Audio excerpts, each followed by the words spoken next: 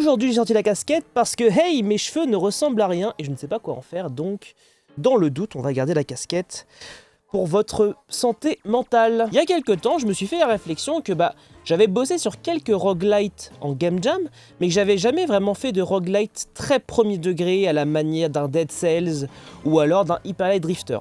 Et donc je me suis dit tiens Aurélien, pourquoi tu ferais pas ça pour un besoin de bande démo, pour montrer un peu ce que je suis capable de faire dans ce genre-là. Et donc je me suis challengé en juillet dernier. J'ai fait 3 musiques, une musique d'exploration, une musique de combat et une musique de boss. Globalement les références c'est celles que j'ai évoquées juste avant, donc on a Dead Cells, on a du Hyper Light Drifter, donc globalement du roguelite un peu exigeant, un peu pixel art, avec des ambiances plutôt particulières. Dans cette vidéo on va voir la musique que j'ai fait pour le boss, et vous allez voir que tout ne s'est pas passé comme prévu. Ce que je vous propose donc c'est qu'on va voir étape par étape la progression de la track, de la première idée à la composition finale avant le mixage, puis la version mixée à la fin. Cette vidéo va donc être plutôt didactique, donc installez-vous confortablement et vous allez voir comment je crée une musique de roguelite pour un boss. Alors, il faut savoir qu'à la base, la musique de boss était en fait la musique de fight. C'est-à-dire que j'ai fait une musique d'abord un peu exploration, puis je me suis attaqué à la musique de combat. Sauf qu'en fait, en écoutant bien et à force d'évoluer dans la track, je me suis rendu compte que la musique de combat faisait plus musique de boss. Donc je l'ai transformée en musique de boss, et la musique que j'avais commencé comme une musique de boss est devenue une musique de combat. Voilà, tout simplement. Donc voici la première version de la musique, je vous fais écouter un petit extrait pour que vous puissiez vous imprégner un peu de l'univers.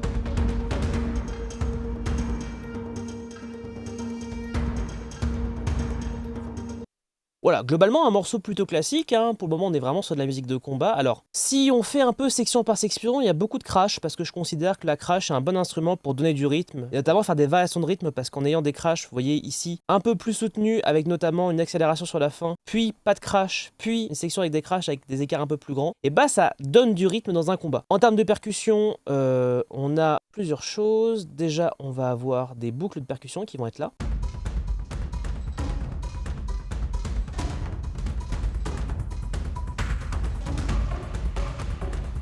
Donc vraiment un truc un peu jungle, un peu sauvage. On va avoir également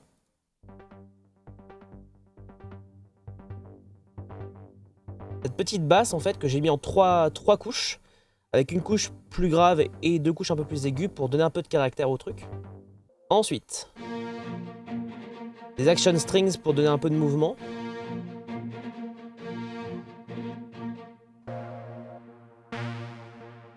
Un petit synthé.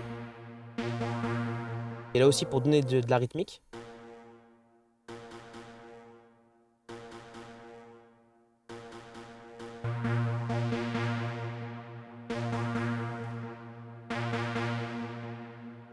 Donc ça marche plutôt pas mal. Ensuite on va retrouver un instrument que j'aime beaucoup utiliser dans Reaktor pour tout ce qui est instrument avant, ça s'appelle le Steam Pipe en mode pan. J'avais trouvé cette technique dans des lives de Ben Ponty et je trouve que ça marche trop bien.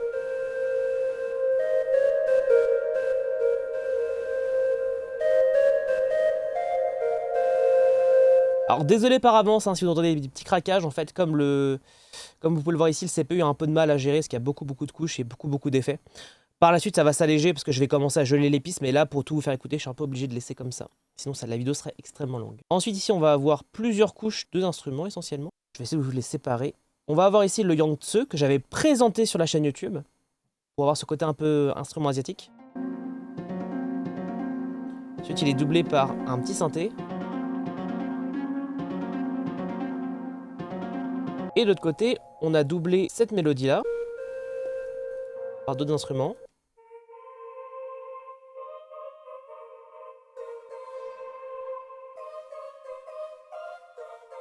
Et qu'on met les trois ensemble.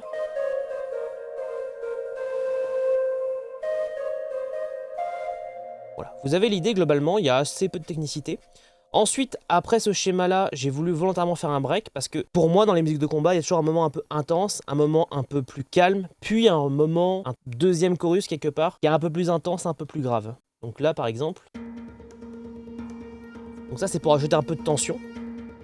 Donc là j'utilise du Mosaic Pluck et du Sequis. Donc c'est des trucs assez basiques qu'on retrouve un peu partout. Puis on passe au segment suivant où j'ai réutilisé la flûte de Pan, mais en plus grave.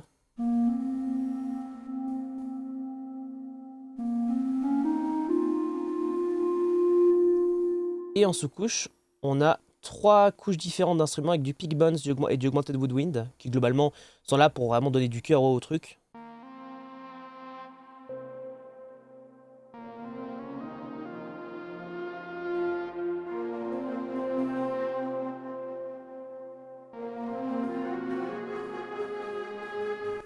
Donc vous voyez globalement une maquette plutôt simple avec assez peu de fioritures, mais c'était vraiment pour donner un peu déjà la structure, le gros du squelette. Maintenant on va avancer un peu dans le temps et je vais vous montrer une version plus avancée avec plus d'instruments. Maintenant on va écouter une version que j'ai faite le lendemain, donc en retravaillant l'instrumentation. On va se l'écouter une première fois.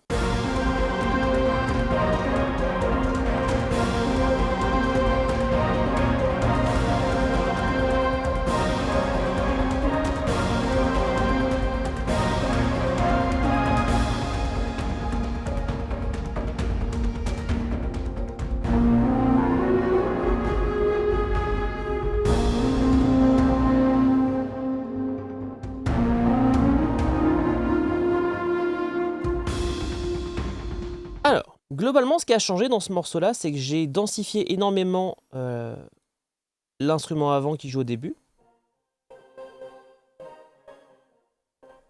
Parce que je voulais vraiment en fait que ça représente un peu le cri de la créature du boss qu'on affronte. Et c'est pour ça que je vous ai dit qu'à partir de ce moment-là, ça s'est un peu décidé que ça serait un peu plus une musique de boss. Donc, j'ai mis plusieurs layers un peu étranges. Donc ça, on l'avait déjà. Ça aussi. Ça, on ne l'avait pas encore.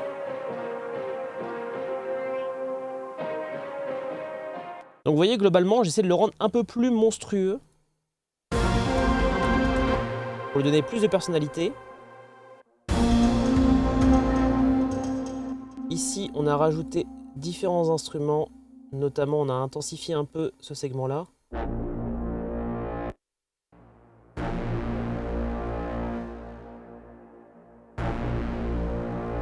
Comme si le boss avançait vers nous, en fait.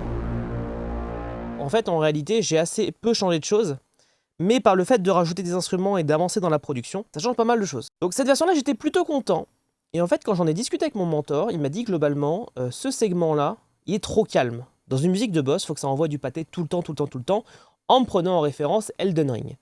Et donc du coup, j'ai dit, bon, bah, je vais essayer de remplir. Et donc j'ai fait pas mal de versions comme ça, pas mal d'itérations, jusqu'à arriver à cette version.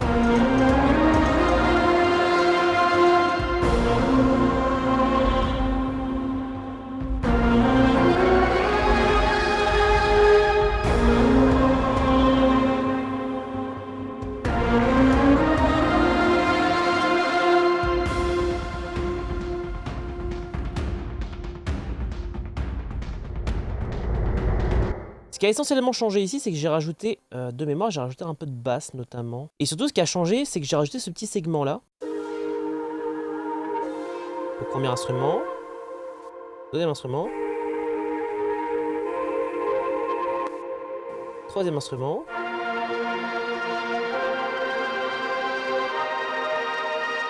Avec si on mélange les trois. Ah, il en reste un que j'avais pas vu.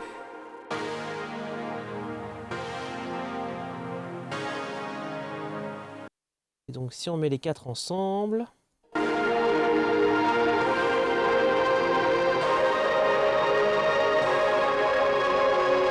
Ce qui rend pas mal. Mais après la transition avec le segment suivant était un peu compliquée. Donc ce que j'ai fait, c'est que j'ai réutilisé notamment ce segment-là.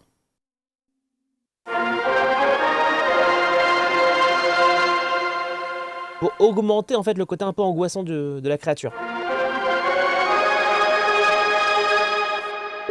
Et donc si on met ensemble...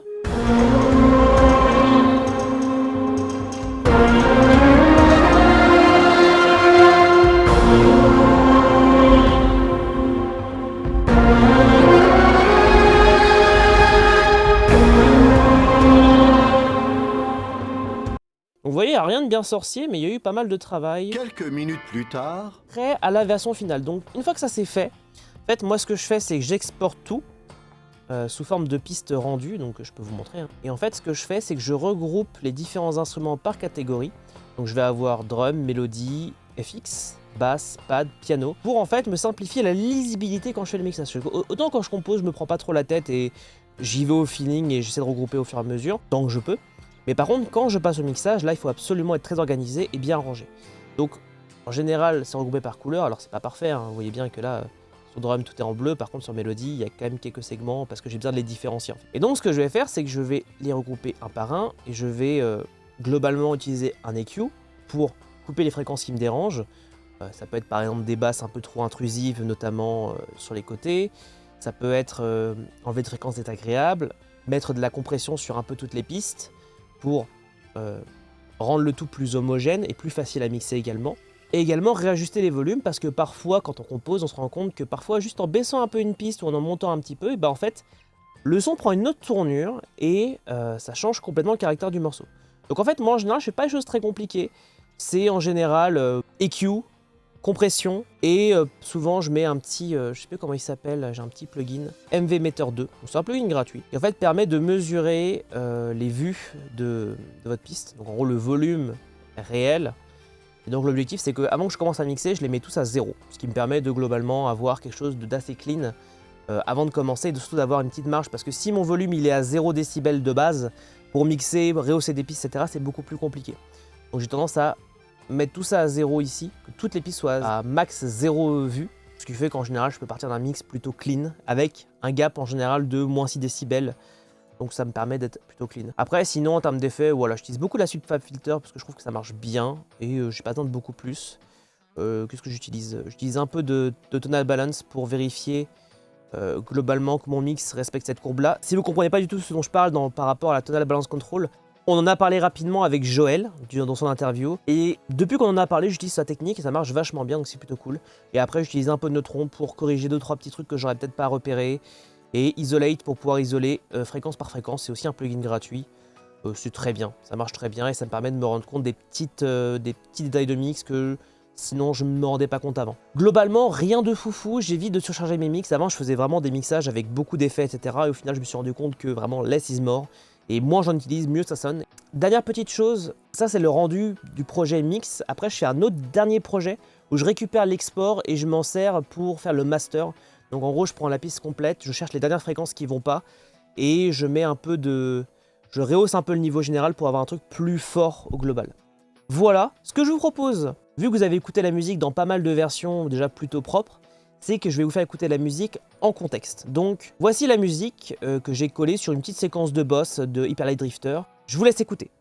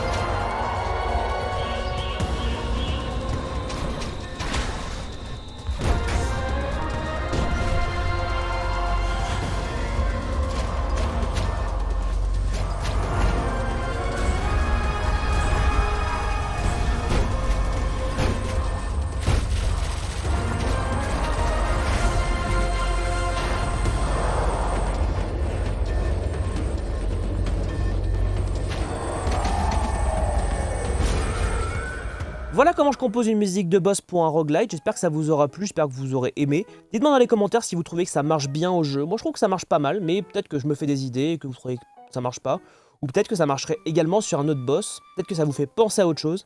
Dites-moi tout ça dans les commentaires, dites-moi également, parce que j'ai aussi fait une musique de combat et une musique d'exploration, peut-être que ça pourrait vous intéresser, donc faites-moi savoir dans les commentaires si vous voulez une suite sur ces vidéos-là, si vous voulez que je vous montre aussi peut-être d'autres styles de musique.